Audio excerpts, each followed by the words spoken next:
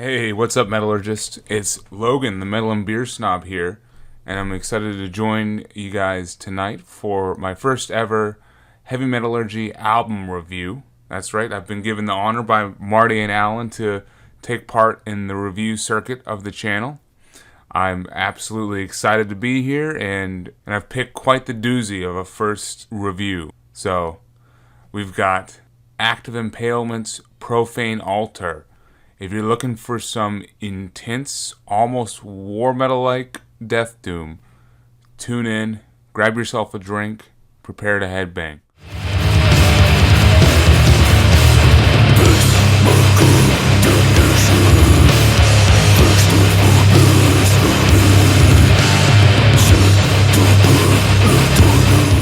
In an attempt to keep it professional, I'm putting my best foot forward and just sticking with some decaf tea this evening. How the mighty have fallen. Now for the Wikipedia portion of the review. So Act of Impalement are a Nashville, Tennessee band tagged as Doom Death by the almighty Metal Archives. They formed in 2012 and released countless demos and EPs before finally getting out there with a ripping full-length Perdition Cult in 2018. Here it is, and this came out on Unspeakable Acts. In 2023, they returned to rain down hellish riffs with their Caligari debut, Infernal Ordinance. It must have been a resounding success, because here we are about 2 years later, and we've got their third album, Profane Altar. This is the band's second release for Caligari Records, and as usual, main man Ethan Rock is accompanied by two other musicians, so they've always been a power trio. For this lineup, though, Ethan, as usual, is playing lead guitar and vocals, but he is also joined by Jerry Garnett on bass and Aaron Hortman on drums. So this is the first album with this lineup, and I think enough talking about it. Let's dive into this bombastic and crushing slab of extreme metal. So my introduction to these guys would have been back in fall of 2023. I saw them on their tour supporting their last album, Infernal Ordinance, here in New Orleans, and I was immediately hooked.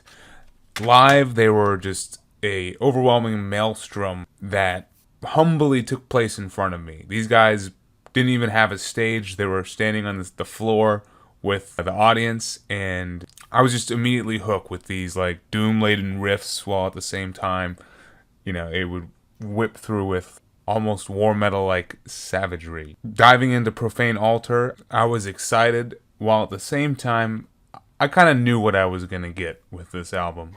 For the most part, they delivered. I do think they've continued to beef up their sound and further blend together their influences.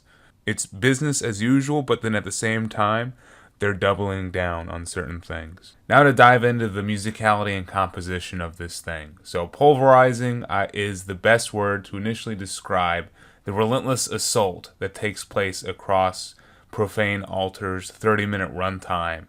The initial press release described this album as a vicious pairing between the U.S. death doom of Autopsy and Cyanide and something a bit more intense and bestial. And they kept bringing up Archgoat. That was the million-dollar word of the press release. And honestly, I'm not going to disagree. The amount of noise on this album does make me think of something a bit more over the top than just simple death doom. But at the same time, they fall just shy of the relentlessness of war metal. There's also something a bit more simplistic at work here. Like if you dive to the core of their influence and the core of their sound, I think the songwriting and how they work with the riff tempo changes immediately makes me think of Hellhammer and early Celtic Frost.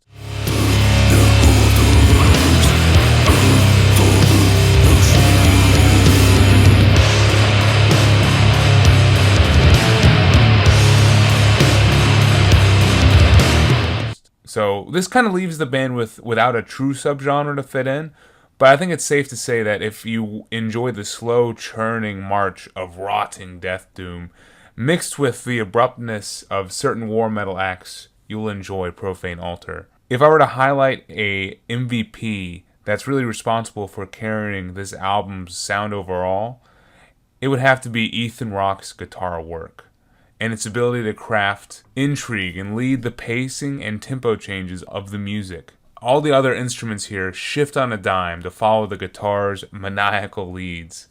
The guitar solos are also a highlight and kind of mirror Kerry King in a way. They come out of nowhere with a scream, and I don't know if this is a copyrighted Simon term, but there's dive bombs aplenty here, and what better way to signal the attack of Ethan Rock's ferocious guitar approach.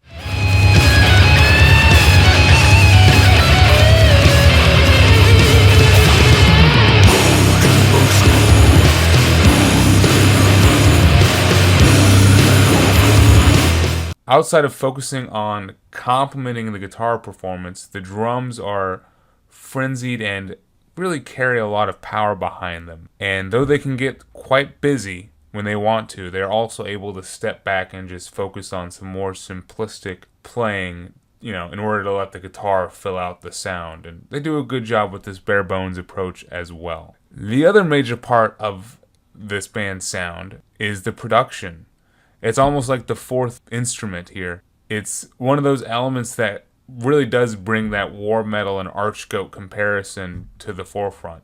It pushes every instrument here to the max within the world of volume. It wants that knob turned up to 11, and really it tries to position all the various players all kind of at the same level.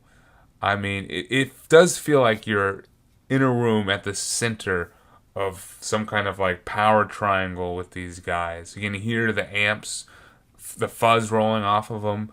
You can hear the tinniness of like the ride cymbals and the crash as they're being just slammed into. Somehow it even manages to sneak the bass in there underneath everything. And even though it is more felt than heard, I think the recording overall benefits from the presence of the bass. The listener could definitely tell if it was absent. So my only issue with the production is that it's one of the main contributors to a feeling of sameness that kind of permeates this album's runtime. When everything is on 10, it limits the amount of variety that you can have across the album's runtime, and there's hardly any dynamics here outside of like tempo changes. When looking at favorite and least favorite tracks, this reservation of, the album feeling fairly homogeneous kind of rears its ugly head again. When you look at the track list, nothing immediately jumps out as being like, oh, I remember this song, or I remember that track. It really is just all one long march towards, the inevitable demise of the listener's eardrums. I mean, mostly this album blends together, which, is not uncommon for an album like this. But still, upon revisiting older material like Infernal Ordinance, I was often able to find and discern distinct moments and tracks throughout the runtime. If you were to pay attention to the flow of the album, you do notice that it starts with a more blistering and frenzied approach in the beginning, and then as it approaches its end, it really starts to slow down and incorporate these more death doom elements and slower riffage. The more you listen, though, the more you do hear individual tracks, and I've definitely picked out a couple over my repeated listenings for this. I want to highlight two real quick. My favorite track on the album, and really the one that is most representative of the sound of Profane Altar, would have to be Deities of the Week. This is track 4, and it just does the best job of showing the strengths of this album. It goes from fast to a very mid-pace, like tank march that contains just the best riff and like the gnarliest vocals from Ethan here.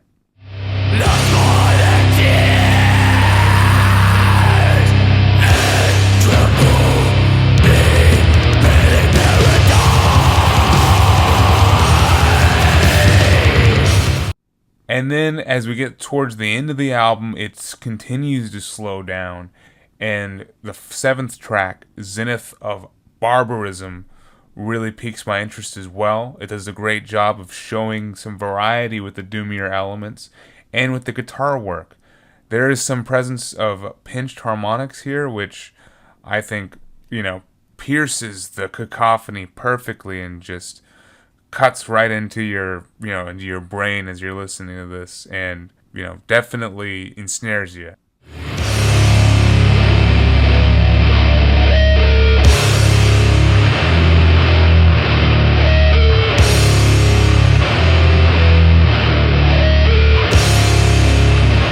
I'll make it clear, there are no subpar tracks here.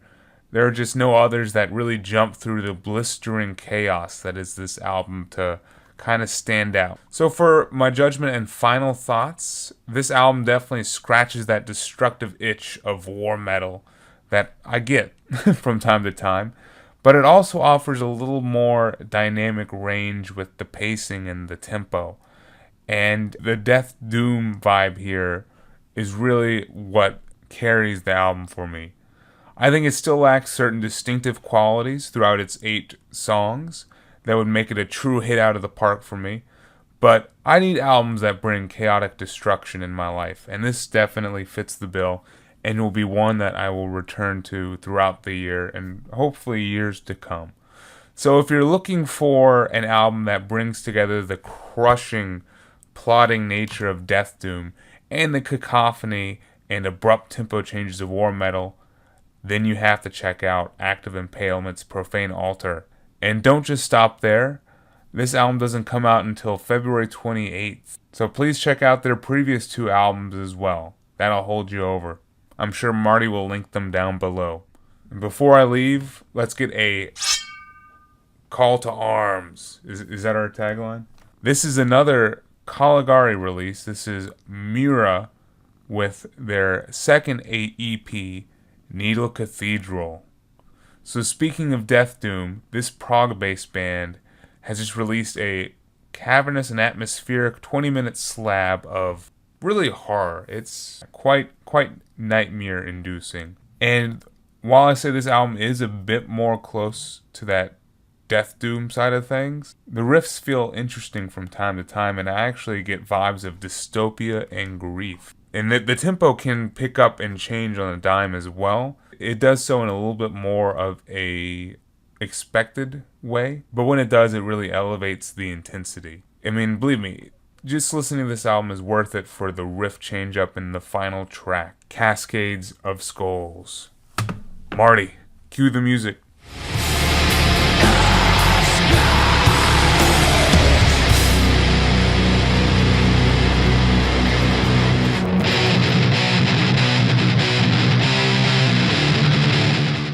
So Needle Cathedral is actually already out. It was released on January 20th, and Caligari did the tape release. So go check out their website to purchase that, and keep your eye on the Caligari website for Act of Impalement's Profane Altar, which comes out February 28th. So there you have it. Thanks for watching my inaugural review on the Heavy Metallurgy channel. I want to thank Marty and Alan for letting me jump in on this. This is awesome. I hope to see you guys around more often doing this. Anyway, drink good tea, listen to good metal, and subscribe and watch Heavy Metallurgy. Cheers.